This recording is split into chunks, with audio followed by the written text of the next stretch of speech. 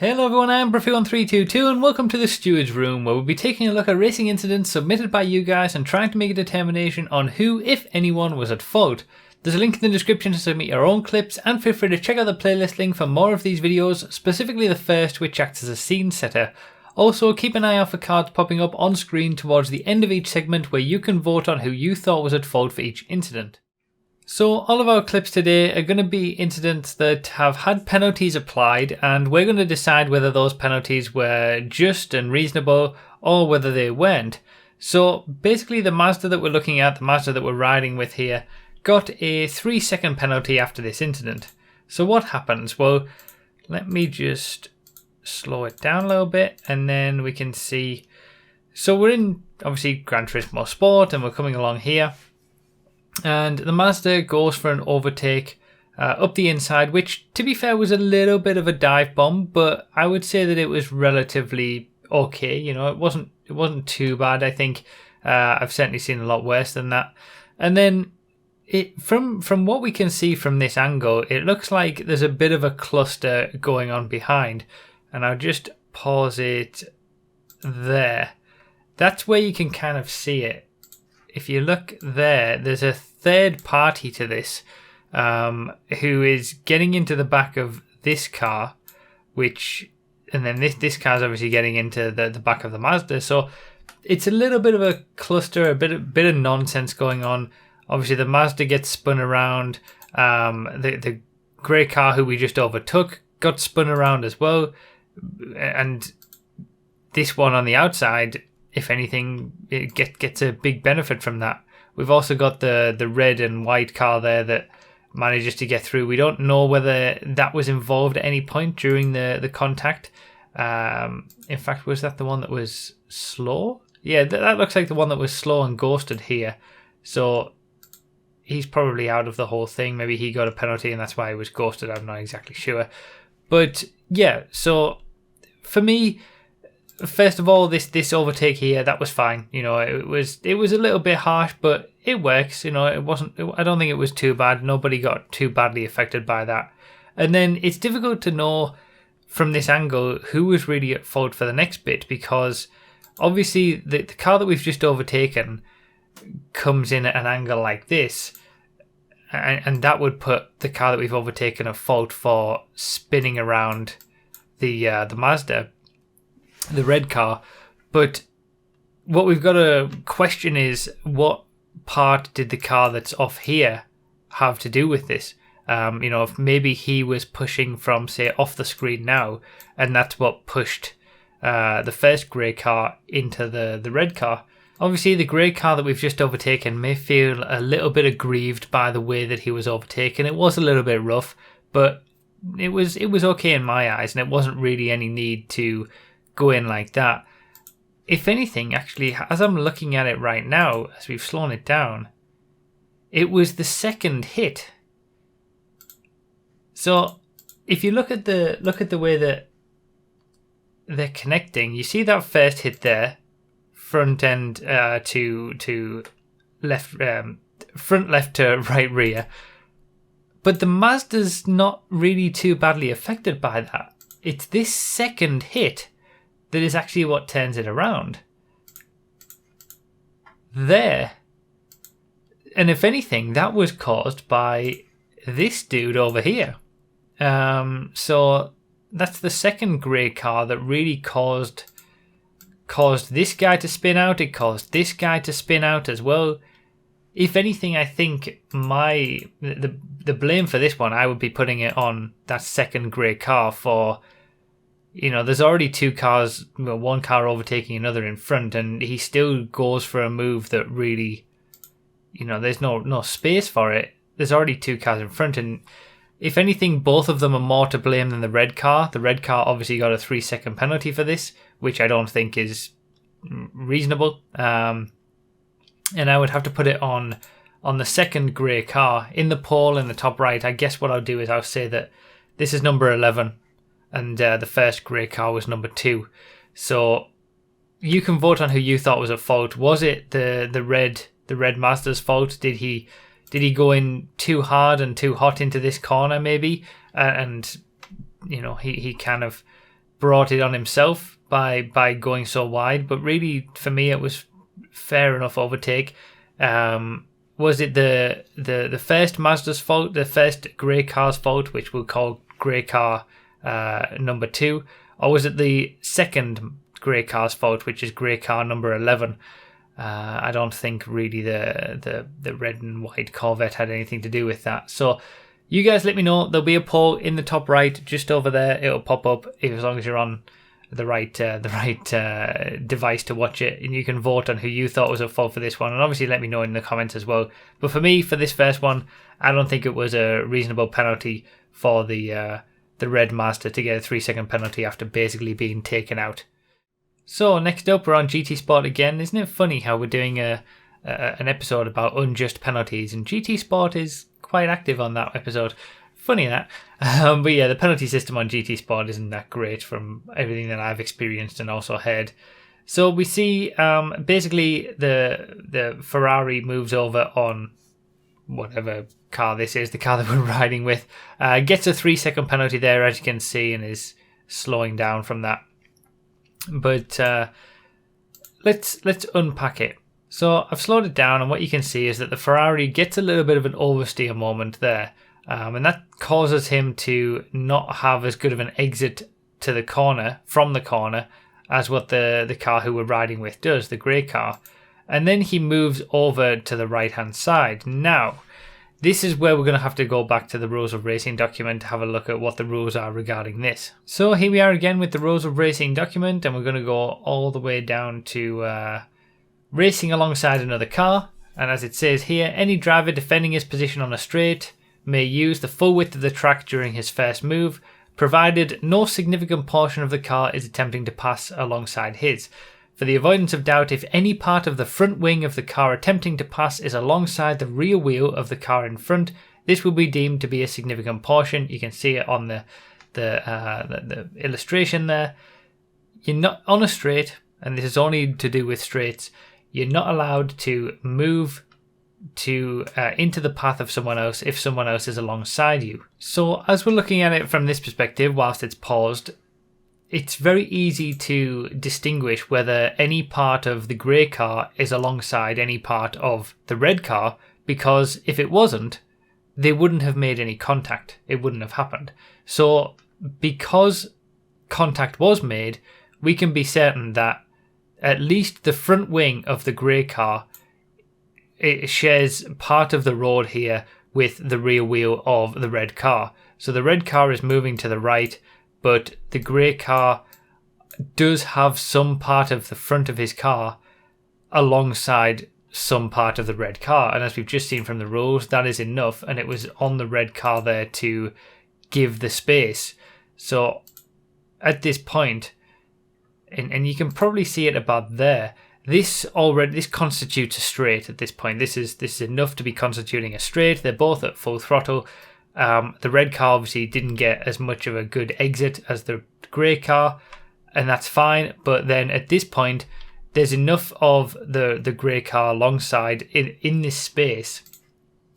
There's enough of the grey car in that space such that the red car is not allowed to move into that space. If he'd stopped maybe about there, that's about the maximum that he could really go over to the right. But he didn't. He still continues coming over to the right. They make contact. It pushes the grey car off the track, and that is legitimate for me that he got a penalty for that. He obviously gets a 3-second penalty later on. He wasn't allowed to make that move over to the right hand side because there was part of the grey car alongside. As we've just seen from the Rules of Racing document, you're not allowed to move over when there's a car occupying the space that you're moving into when we're talking about a straight. And even taking into account, you've got to take into account also that the racing line for this really goes over to the left a little bit first. So he is just moving over to try and block, and he does it. It's not saying that he necessarily did it with malice. It was just that he made the move too late, and there was already the grey car was already there, enough to be warranting of some space. So yeah, I would say this one was a fair penalty. You guys let me know, was it the red car's fault for this one? Was it the grey car's fault? Was it just a racing incident and no penalty should have been applied? You guys let me know in the top right, and we'll move on to the next clip. So in this one, we're actually going to be looking at a very, very similar incident to what we've just seen. So the same rules will apply, and it's from the most recent IndyCar race between Rahal and Dixon. And basically, it's exactly the same thing that we've just seen. Rahal moves to the inside there after messing up on the previous corner. This is on the last lap of the race, and Rahal gets a penalty. So Rahal is in the white car, Dixon is in the blue and orange car. And yeah, white car gets a penalty for this one. Now, was it deserving of a penalty? So let's scroll it back again and take another look at it from a different angle. So we can see that white car locks up going into the corner, so basically compromises his own exit in the same way that in the previous clip, the red car, got an oversteer moment and compromised his exit to the corner as well. Blue and orange gets a better line through the corner, as you can see there, takes it tighter and is able to almost be alongside. Now, white and red car moves over to the right hand side there to try and defend his position. Now, as you can see here, white and red car is completely ahead of blue and orange, because if they weren't, there would have been contact at this point. They wouldn't be able to have this level of overlap from the view that we're looking at it here if there was any part of the blue and orange car that was alongside here. So at the minute, to me, this seems fine. He moves over to the right, continues moving over to the right, which is fine. Blue and orange has to brake to get out of it, which is fair enough as well. And yeah, it seems like it's just a decent defensive move. He's allowed to make that move. He's allowed to move over to the right hand side of the track to defend his position. Just like you're. In fact, let's have a look at the rules of racing document about that. But as you can see, as soon as he comes out of the corner, he moves over to the inside of the track immediately to defend his position.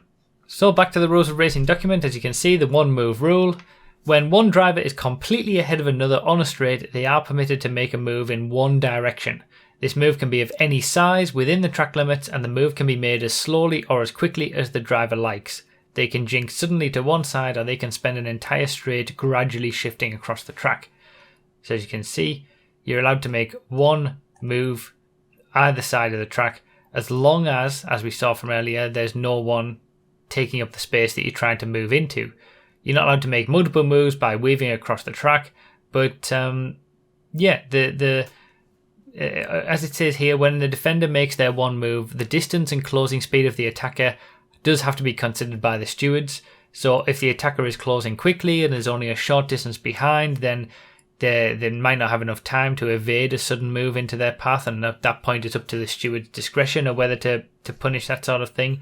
But going back to this, I mean, the very fact that no crash occurred and he was able to take avoiding action and evade and brake in time was, for me, a clear indication that nothing was wrong here. This was just a very hard defensive move. It was hard. It was hard defense. It was strong defense that is sometimes required in racing, but it wasn't doing anything that was against the rules. He was allowed to make his one move. There wasn't any part of the blue and orange car that's alongside the white and red car at any point. He messes up the previous corner, but they're not having a major closing speed. He moves over, makes his one move. It's not as if he jinks to... and in fact, if anything, he leaves the space. Let me just... At this point, there is a slight overlap there between the two cars. Obviously, he had better speed, so he was able to get a slight overlap. And when the red and white car notices that, he actually does leave a car with space on the left. He stops moving over to the right. You can see that the space is right there. So I don't think anything was wrong here. This was obviously a fight on the final lap over third place. He ends up, the white and red car ends up losing third place because of this, but for me, that was a totally unjust penalty. He made a strong defensive move, and that's just racing, you know. That was just a strong defensive move to keep a position by defending your position into the next corner. The other person backed out, and that's just racing. That was some good solid racing for me. You guys let me know what you think. Obviously, was it too much? Did the white and red and black car do too much moving and he should have just given the space away? But I mean, who's going to do that? Who's going to just give up a space by sticking to your line when you're allowed to move over to the right and defend your position? So you guys let me know, was it the red and white car's fault? Was it the orange and blue car's fault for, I don't know, whatever reason? Or was it just a racing incident? Was this just a racing incident? Nobody's to blame. It was just good racing and no penalties should have been applied. I think that's the case. I think this was just a racing incident. Nothing should have happened. There certainly shouldn't have been a penalty dropping the red and white car out of third place. But hey, you guys let me know what you think. I'm not the only steward in the stewards room. It's all you guys as well. You can let me know in the comments also. So, final clip from the 2019 Chinese Grand Prix, and it's the famous one where we're seeing some flying cars. So I'm just gonna we might as well play it all the way through, and then I'll pause it at a certain point. We see basically Kvyat go into Sainz, who goes into Norris, and it all just goes a bit mad at it's the first lap as well, so they're all bunched together. And Kvyat got a penalty for this. So do we think that was a fair penalty? Let's scroll it back again. A little bit more, maybe.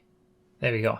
So they're all coming, again, like I said, this is the first lap. They're all coming into this corner, and at this point, things look okay. You've got the Toro Rosso on the inside. You've got the McLaren on the outside, who's gone too wide into the corner. So he's going to not have as much speed on the outside of the corner than what the guys on the inside would. So they all have it coming together, basically 3 cars all in one. And what happens, which we don't really get a chance to see, is that there's a little bit of an oversteer moment for Kvyat as he accelerates out of the corner. Again, the same sort of oversteer moment that we saw in clip 2 from the red car. Gets a little bit out of shape, and then that sends him, if we're looking over to the left here, it sends him into Sainz there.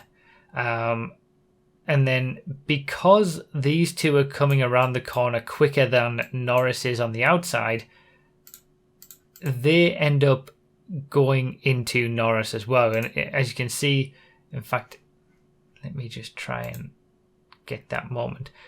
What turns Norris around here on the outside there is actually being hit by Sainz just there. It's sort of front wing to rear wheel. That sends him around a little bit. Kvyat ends up jumping up a little bit as well. There you go. He launches himself also into Norris with the second hit, tyre to tyre. And that sends him flying as well. And it's all just a bit of a mess. But for me, it's very harsh to give a penalty for something like that. That was just, for me, a racing incident. Again, what little oversteer moments and things like that will happen in racing. And obviously that's what happened to Kvyat. We don't really get to see a great angle from this point because it only gives us Norris's angle. It would have been much better on these highlights to give us Kvyat's angle on this, but hey ho. What can you do? I mean, it's the first lap as well. They're all together. Norris is already wide off the track, to be fair. He's completely off the track at this point. So there's an argument to be made about re-entering the track properly when he's completely off it as well. But I don't think you can put I don't see how you can put any kind of major blame on any one of these 3 parties, because it was just what you kind of see sometimes at the start of a race where people come together. There's some sort of level of unavoidable action when you've got lots of cars in close proximity. At the point of the first hit between Kvyat and Sainz, none of the rest of it was avoidable. because all the cars are just doing what they do at that point. The drivers have no control at this point as to what happens when the cars get into it like that. So for me, it was a little bit, Kvyat did get a tiny bit out of shape coming out of the corner, but that sort of thing does happen, and to give a penalty for that, I think is very harsh on the very first lap. I wouldn't necessarily disagree with you saying that Kvyat should get the penalty for that. He did instigate the whole thing. At least he instigated the first part by just getting a little bit out of shape. But for me, it's just a racing incident. It's just one of those things at the start of a race as well. He cold tires, all that kind of stuff, and the stewards are meant to, in Formula One at least, give a bit more leeway for incidents at the start of races, but they certainly didn't in this situation. So let me know your thoughts, obviously, in the top right. I would be interested to know what you guys think, and down below in the description as well, in the comments, sorry. Was this more Kvyat's fault and he should have gotten a penalty for this, or was it Sainz or Norris? I don't know how you could really blame Norris. He was off the track, I suppose, and maybe he should have left a bit more space for the other two. If Norris hadn't come back onto the track in the way that he did, maybe the other two would have gotten away with it and they all would have been okay. Or was it just, as I think it was, just a racing incident, just a coming together, first lap, cold tyres, everybody's all over the place. It's just one of those things, and nobody really is deserving of a penalty. If you think that, then racing incident is the choice for you on the poll. But yeah, let me know what you think. I'd be interested to hear what you say. Now, you can find in the video description all the info and links that you may need to submit your own clips, and if you'd like to support me, you can do so on Patreon by becoming a YouTube member or simply subscribing and liking the video. Thank you all so much for watching. I really do appreciate it, and I'll see you next time.